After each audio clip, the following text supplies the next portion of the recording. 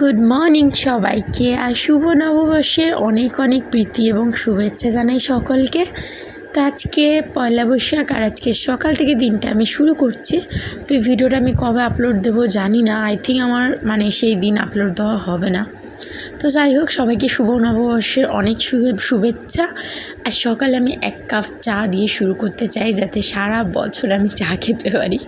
এরকম তো বলে না, নববর্ষের দিন যেটা করা হয় সেটা নাকি সারা বছর চলতে থাকে।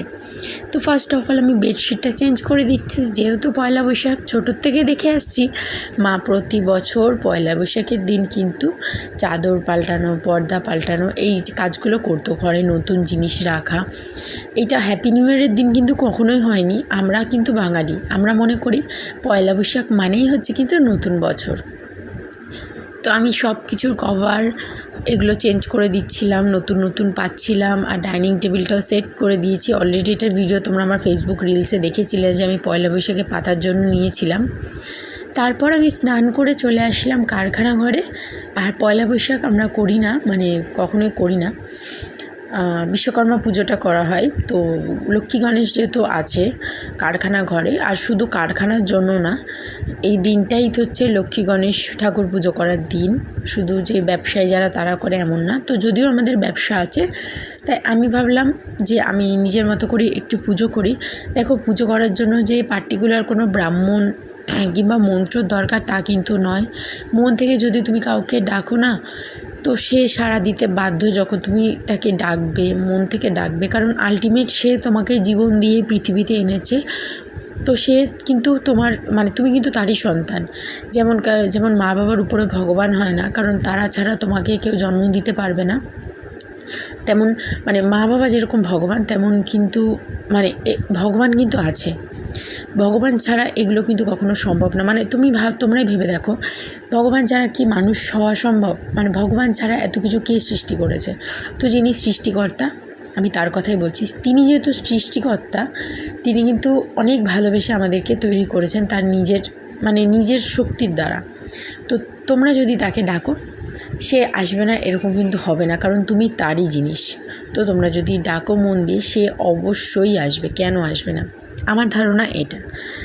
তো যাই হোক, এখানে আমি এখন পুজোটা করে নিলাম। আর সামান্য একটু অত জাঁকজমক করে কিন্তু আমি পুজোটা করিনি। আর আজকে যেহেতু পয়লা বৈশাখ, সো বাড়িতে কিন্তু বিরিয়ানি হচ্ছে। আর এত কিছু অ্যারেঞ্জমেন্ট হওয়ার পর খুব বাজে একটা ইনসিডেন্ট হয়েছে।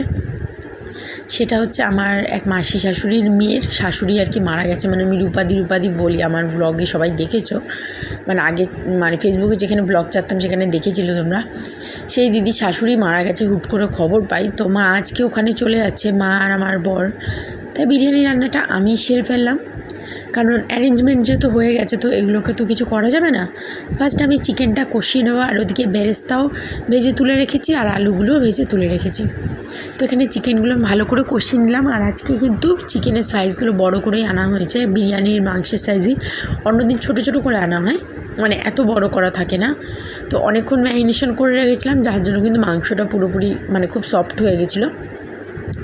আর এটা যেহেতু মাংসটা কষাবো, আমি ঝোল তো দেবো না যে ভালো করে ফুটলে সিদ্ধ হবে। তো আমাকে মাংসটাকে অনেকক্ষণ আগে ম্যারিনেশন করে রাখতে হয়েছে, যাতে কষানোতেই কিন্তু সিদ্ধ হয়ে যায়। আর মুরগির মাংস যদিও এতটা টাইম লাগে না সিদ্ধ হতে। তা এখন হবে এখানে মিক্সিং করব। মা তখনও যায়নি, আমি বললাম মা চলে গেছে। মা যেত আর কি, মা তখনও যায়নি। তো ভাবলাম পরে আর কি, তখনই চলে যাচ্ছিলো। পরে ডিসিশান নিলাম যে করা যখন হচ্ছে তোমরা খেয়েই যাও। এবার যিনি মারা গেছেন ওনার অনেকটাই বয়স, সামনের মাসে বড়াচিত্ত করা হতো, কারণ উনি এতটাই কষ্ট পাচ্ছিল। তো যাই হোক, তাও তবুও যে মারা গেছে, সে তো গেছে, কিছু করার নেই। তাই বললাম দুটো খেয়ে যাও, নাহলে সারাদিন আর কিছু খাওয়া হবে না। তো মা এখানে বিরিয়ানির লেয়ারিংগুলো করছে। আর আজকে কিন্তু আমাদের সেরকম কোনো একটা প্ল্যান নেই, কোনো প্ল্যানই নেই, কারণ এবছর পয়লা বৈশাখটা তেমনভাবে কাটাচ্ছি না, কোনো প্ল্যান নেই। কারণ এবছর অনেকটাই চাপ গেছে আমাদের ওপর থেকে, আর ব্যবসার অবস্থাটা যেহেতু একটু খারাপ, তো অতটা তাই চাপ নিচ্ছি না। ভাবলাম এবছর নাহলে একটু কম আনন্দ করা যাক, এই একটা ব্যাপার। তো এখানে বিরিয়ানি লেয়ারিং হয়ে গেছে। আর বিরিয়ানিটা কিন্তু সত্যি কথা বলছি ঘরোয়াভাবে করা হয়েছে একদম। আর আমি না ওই কেওড়া জল, গোলাপ জল এই জিনিস দুটো পছন্দ করি না বলে আমি দিই না। আতর দিই, কারণ একদম আতর না দিলে ভালো লাগে না। তো একদম ঘরোয়াভাবে বানানো হয়েছে, দেখতেই পাচ্ছ। আরও অনেক সরঞ্জাম লাগে কিন্তু ওগুলো আমরা লাগাইনি। আর যেহেতু ঘরে বাচ্চা কাচ্চা খাবে তো এইটা আমার মনে হলো পারফেক্ট। আর তারপরে কিন্তু আমি একদম হাফ বোতলের বেশি ঘি ঢেলে দিয়েছি বিরিয়ানির হাঁড়ির মধ্যে। তো যাই হোক, বিরিয়ানি রেডি হয়ে গেছে আর সবাই খাওয়া দাওয়া করে বেরিয়েও গেছে। আর এখন আমরা খাবো, সেই জন্য এই যে বেড়ে নিচ্ছি। আর ওইদিকে আমার যা মানে সাথী স্প্রাইট রেডি করছে, বিকজ বিরিয়ানি দিয়ে মানে কোল্ড ড্রিঙ্কস ছাড়া আমি মানে খাই ঠিকই, কিন্তু কোল্ড ড্রিঙ্কস হলে আমার মানে একটু ভালো হয়। তো সেটা যদিও কালো কোল্ড ড্রিঙ্কস হলে ভালো হতো, কিন্তু কালোটা দোকানে ছিল না, মানে একটাই দোকান খোলা ছিল দুপুরে, ওখান থেকে স্প্রাইটই নিয়ে এসছে।